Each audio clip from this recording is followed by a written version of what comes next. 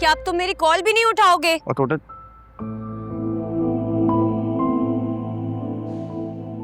जरा देखो जरा इसका, कुछ बिजी था। बिजी थे? हाँ वो तो दिख रहा है, बहुत बिजी हो। एक महाबगैरत इंसान के साथ बिजनेस जो शुरू कर लिया है। ऐसा करो, पेडल कोर्ट छोड़ो और नाइट क्लब का बिजनेस शुरू कर दो। तुम्हारे सुल्तान भाई के लिए ना ऐसा ही बिजनेस ठीक रहेगा। फिजा आहिस्ता बोलो प्लीज, क्या हो गया यार? मेरी सारी इन्वेस्टमेंट यहाँ पे लगी हुई है। जब तक सुल्तान मेरे पैसे वापस नहीं करता मैं उससे कोई भी पंगा नहीं ले सकता। फिजा वो बहुत खतरनाक इंसान है।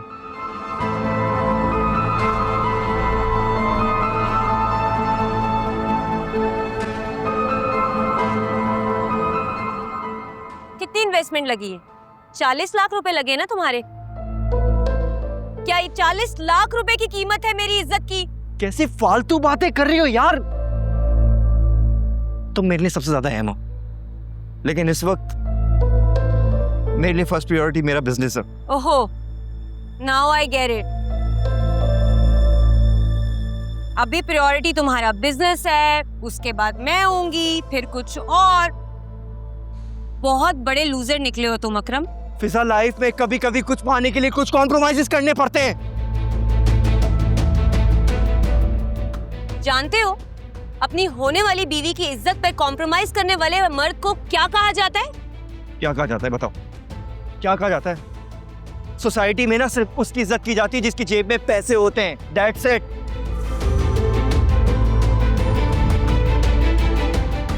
यार मुझे खुद उस सुल्तान की शक्ल देखना पसंद नहीं है, लेकिन मैं बर्दाश्त कर रहा हूं ना। क्यों? क्योंकि फिजा मैं अभी उससे कुछ लड़ाई करना अफोर्ड नहीं कर सकता। मैं कितनी बड़ी पागल थी। मुझे लगा था जब मैं तुम्हें बताऊंगी कि उस इंसान ने मेरे साथ क्या कुछ नहीं किया है तो तुम उसका गिरेबान पकड़ोगे और उसका मुंह तोड़ दोगे। बिजनेस तो छोड़ो, तुम उसकी शक्ल तक भी नहीं देखोगे उम्र भर। पर तुमने क्या किया? और तुम फिजा, तुमने क्या किया? तुम उन मेल डॉक्टर्स के साथ हंस हंस के बातें कर रही थी,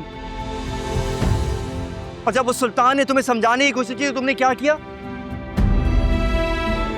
तुमने उल्टा उसे ही बातें सुना दी। अकरम वो झूठ बोल रहा है। हाँ फिजा, इस दुनिया में सब झूठे हैं, सब झूठे, सिर्फ तुम सच्ची हो। तुम्हें याद है मैं तुम्हें एक दिन पिक करने आया था, तुम अपने उन मेल फैकल्टीज के साथ बातें कर रही थी। अब झूठ मत बोलना और ये मत कहना कि सिर्फ मेरा इल्यूजन है फिजा।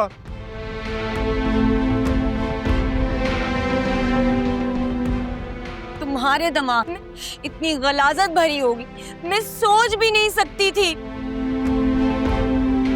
अगर एक मर्द और औरत इकट्ठे काम कर रहे हैं, इसका मतलब ये नहीं होता कि उनका कोई चक्कर चल रहा है।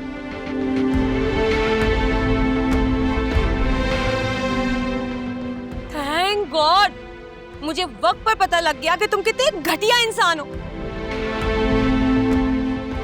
बहुत अफसोस हुआ है मुझे अफरम, बहुत अफसोस। फिजा, सुल्तान माफी मांगना चाहता है, उसके साथ बैठ के कॉम्प्रोमाइज करते हैं, सोल्यूशन फाइंड आउट करते हैं प्लीज। यानी कि तुम उसकी झूठी कहानी पे यकीन कर बैठे हो और मुझे गलत समझ रहे हो। बहुत अफसोस हुआ अकरम, बहुत अफसोस हुआ।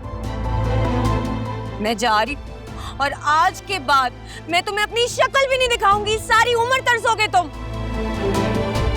क्या करूं बताओ, क्या करूं? ये सब कुछ बंद कर देता हूं, बस सड़क पे आ जाता हूं।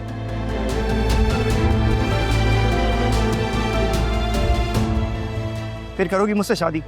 दोगी मेरा साथ? जिस इम्तिहान में तुम खुद उतरने को तैयार नहीं हो ना, उसमें तुम मुझे चैलेंज मत करो। जिंदगी ने तुम्हें बहुत मौके दिए हैं अकरम। ये तुम्हारी अपनी लेजीनेस है, ये तुम्हारी अपनी नेचर है जिस वजह से तुम आज यहाँ पर हो। तुम अपनी नाकामियों का इल्जाम मुझ पर मत डालो। मैं जा रही हूँ अकरम।